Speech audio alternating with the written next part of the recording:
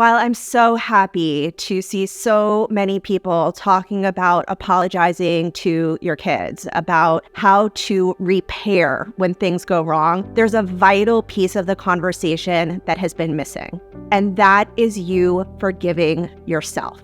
Remember, peaceful parenting is not perfect parenting. You are going to have bad days. Your kids are going to have bad days. You're still going to lose your temper, and you're going to act in ways that are outside of your values as a parent. Not because you're not a good mom or dad, but because you're a human being. And so the ability to create repair is vital. But when we're carrying the guilt and shame of our actions with us when we go to our child with an authentic apology, we're actually creating an invisible entanglement. Basically, our child can sense our feelings, whether they're aware of it or not. And so in this weird way, when we haven't done the work of self-forgiveness, we're asking our child to take care of us. We're asking for forgiveness so that we feel better.